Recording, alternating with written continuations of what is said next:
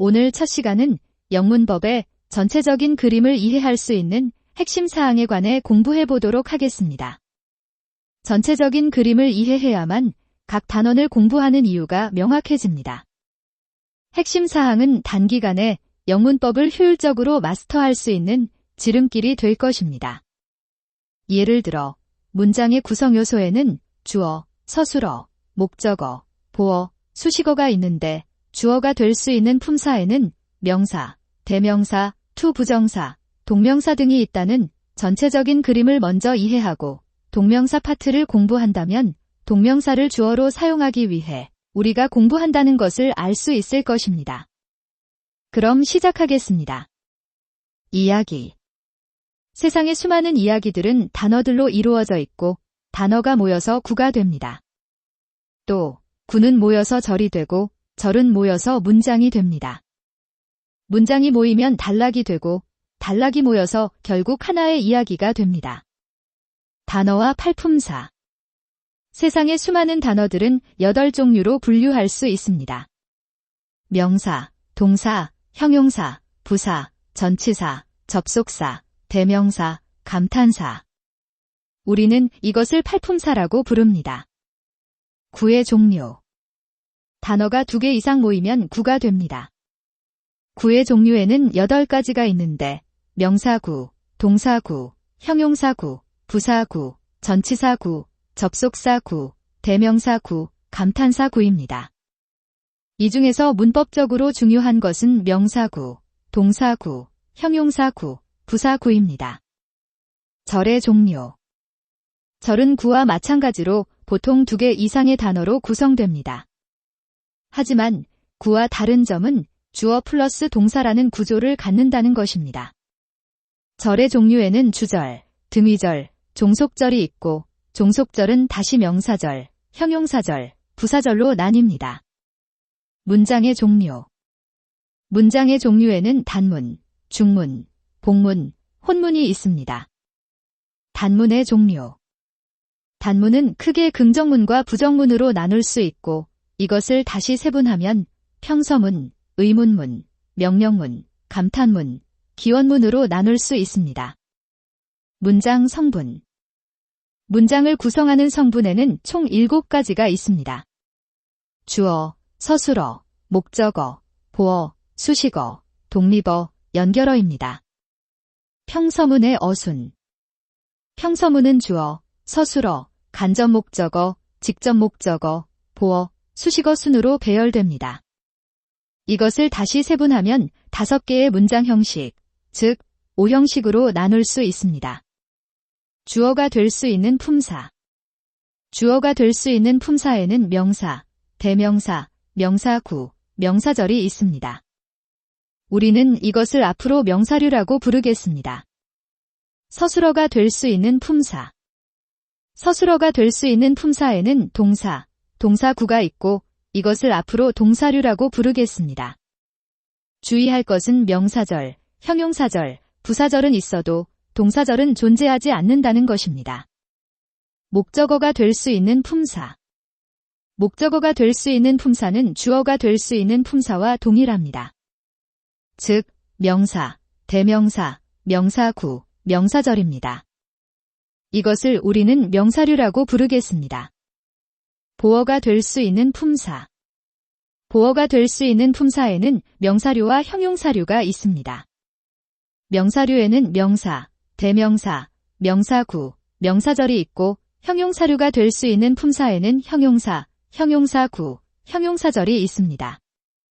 수식어가 될 수 있는 품사. 수식어가 될 수 있는 품사에는 형용사류와 부사류가 있습니다. 형용사류에는 형용사, 형용사구, 형용사절이 있고 부사류가 될 수 있는 품사에는 부사, 부사구, 부사절이 있습니다. 명사류의 사용. 명사류는 문장에서 주어, 목적어, 보어, 그리고 전치사의 목적어로 사용됩니다. 동사류의 사용. 동사류는 문장에서 서술어로 사용됩니다. 형용사류의 사용. 형용사류는 명사를 앞도는 뒤에서 수식하거나 문장의 보어로 사용됩니다. 부사류의 사용. 부사류는 형부동문. 즉, 형용사를 수식하거나 다른 부사를 수식하거나 문장의 동사를 수식합니다. 때로는 문장의 앞 또는 뒤에서 문장 전체를 수식할 때도 있습니다. 그 밖에 문법사항 1. 그 밖에 우리가 영문법에서 배워야 할 문법사항으로는 형용사와 부사의 비교, 직설법, 명령법, 가정법의 차이점, 특히 여기서는 가정법의 종류가 중요합니다. 그리고 말을 잘하기 위해서는 직접화법을 간접화법으로 바꾸거나 간접화법을 직접화법으로 바꾸는 방법도 알아야 합니다. 그 밖에 문법사항 2. 문장 전환과 특수 구문에 관한 문법사항도 중요합니다. 문장 전환은 단문을 중문이나 복문으로 바꾸거나 복문을 중문으로 바꾸는 방법에 관한 것입니다. 특수 구문은 크게 7가지 문법사항으로 나뉘는데 그것은 바로 도치, 강조, 생략, 공통, 삽입, 동격, 물주 구문입니다. 자세한 사항은 추후 설명드리겠습니다. 문장의 종류. 문장의 종류에는 총 4가지가 있다고 앞에서 설명했습니다. 단문, 중문, 복문, 혼문이 바로 그것인데 단문은 평서문을 기준으로 설명하면 보통 주어와 동사를 먼저 쓰고 그 뒤에 필요한 목적어나 보어, 수식어 등을 붙인 구조입니다. 알기 쉽게 우리가 학교에서 배운 문장의 5형식을 생각하면 됩니다. 중문은 단문과 단문을 등위 접속사로 연결한 문장 구조입니다. 보통 앞에 단문을 주절이라고 하고 뒤에 등위 접속사 플러스 단문을 등위절이라고 부릅니다. 등위절은 주절 뒤에 대등하게 연결되어 있다고 해서 대등절이라고도 합니다. 복문은 단문과 단문을 종속 접속사로 연결한 문장 구조입니다. 마찬가지로 앞에 단문을 주절이라고 하고 뒤에 종속 접속사 플러스 단문을 종속절이라고 부릅니다. 종속절은 다시 명사절, 형용사절, 부사절로 나누어집니다. 혼문은 복문과 중문이 혼합된 문장을 말합니다. 문장의 5형식. 문장의 5형식은 단문 중 평서문의 문장 구조를 다시 5개로 세분한 것입니다. 평서문은 보통 주어와 동사를 먼저 쓰고 그 뒤에 필요한 목적어나 보어, 수식어 등을 추가로 붙여 문장을 완성합니다. 예를 들면 나는 웃었다. 라는 문장은 주어와 동사만으로도 완벽한 문장이 되지만 나는 피자를 먹었다. 라는 문장은 주어와 동사 이외에 피자를 이라는 목적어가 반드시 있어야만 완전한 문장이 됩니다. 이처럼 동사의 종류에 따라 주어와 동사 이외에 뒤에 추가적으로 목적어나 보어, 그리고 수식어가 필요할 때가 있습니다. 즉, 주어와 동사 뒤에 목적어가 1개 필요하면 3형식, 목적어가 2개 필요하면 4형식, 목적어와 보어가 모두 필요하면 5형식으로 분류됩니다. 문장의 5형식에서 중요한 것은 2형식과 3형식의 구별과 4형식과 5형식의 구별입니다. 먼저 2형식과 3형식을 구별하는 예를 들어보면 주어와 동사 다음에 형용사가 왔다면 당연히 2형식이 될 것이지만 만약 명사가 왔다면 이 명사는 보어가 되어 2형식이 될 수도 있고 목적어가 되어 3형식이 될 수도 있습니다.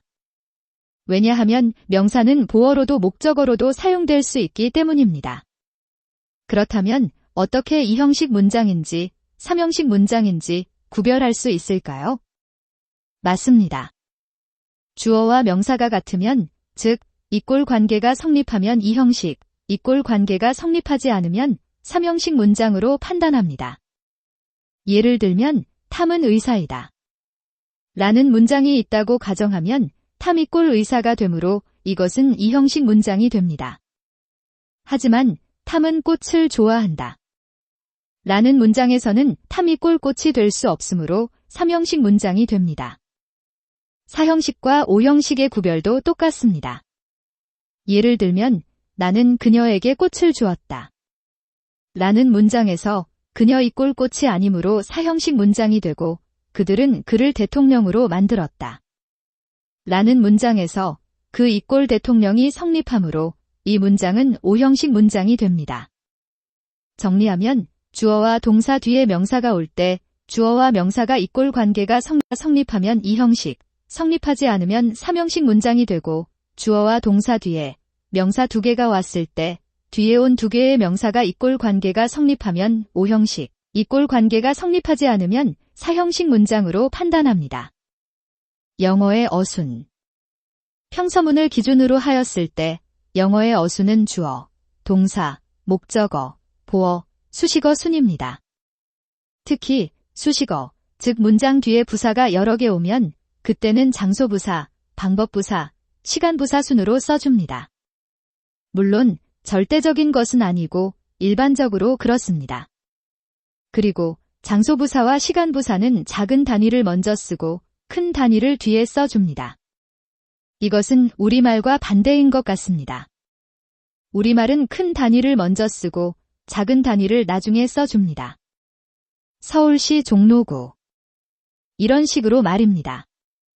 예를 들어보겠습니다. 나는 어제 2시에 그녀를 만났다.